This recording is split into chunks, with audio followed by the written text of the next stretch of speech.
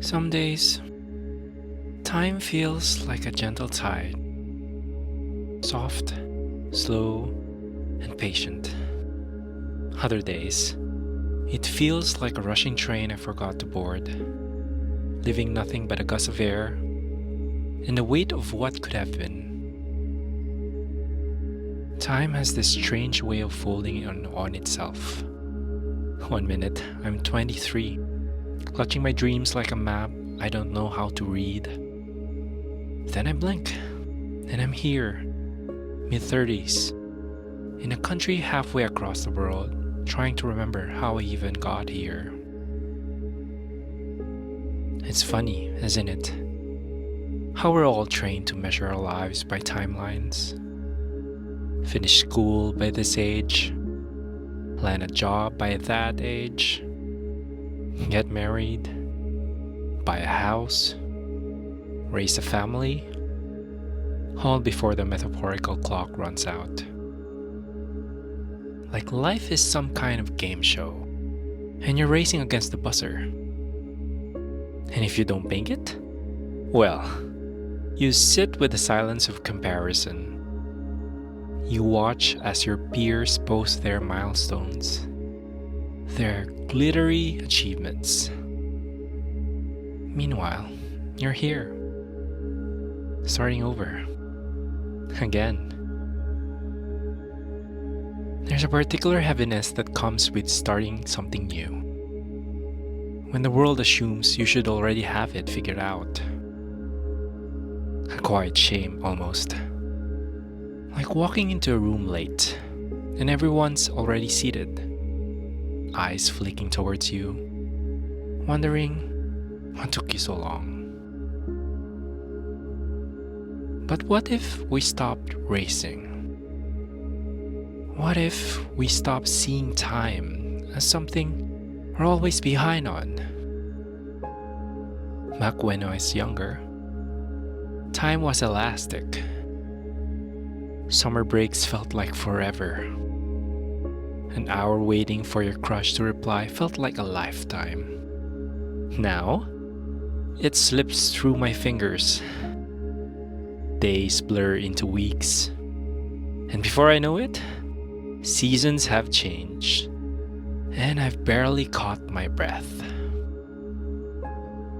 When I moved here to Canada, I thought time would stretch again. That the space, the stillness, would give me more of it. And in a way, it did. But not in the way I expected. It wasn't more hours or more productivity. It was more room. Room to breathe. Room to question. Room to grieve the parts of me I left behind. And let me tell you something I've learned. Grieving isn't always about people. Sometimes, it's about letting go of the person you thought you'd become. I thought I'd be further along. I thought I'd have it all figured out by now. But time has other plans.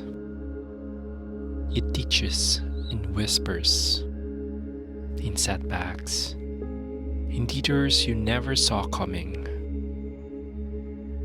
I spent years resenting the clock, feeling like I wasted it, squandered it, like I owed my younger self an apology. But maybe time isn't something to master. Maybe it's something to dance with. Some days it leads, some days I do. And when I sit with that, when I truly sit with it, I realize I've carried time like a burden, like an anchor.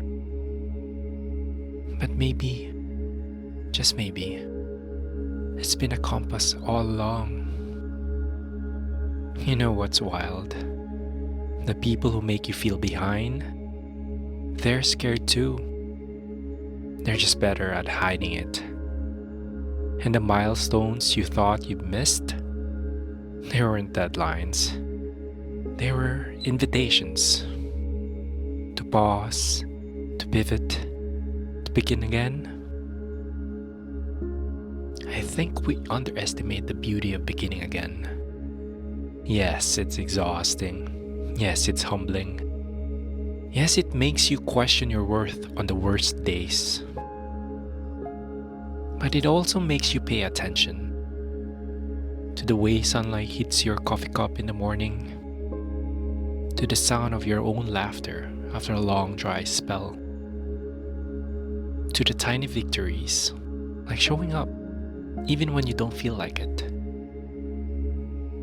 Time doesn't care about your spreadsheets or your 5-year plans. It cares about your presence. And presence isn't loud. It's not flashy. It's that quiet hum in your chest when something just feels right, even if no one else sees it. So maybe we stop asking, am I late? Maybe we start asking, am I here? Because here, right now, is where life is happening.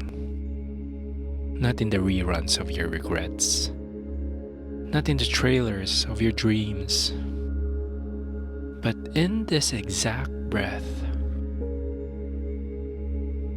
And if you're anything like me, someone who's tried to outpace time, manipulate it, guilt it into giving you more, you'll know how exhausting that is. But when you let go, when you stop treating time as a currency and start treating it as a companion, you'll start to see the magic, not in the big wins, but in the mundane, in the ordinary, in making dinner for yourself after a long day, in calling your friend just to hear their voice, in forgiving yourself for not being where you thought you'd be. Time hasn't left you behind. It's walking with you, step by step, season by season. And you're right on time. You always have been.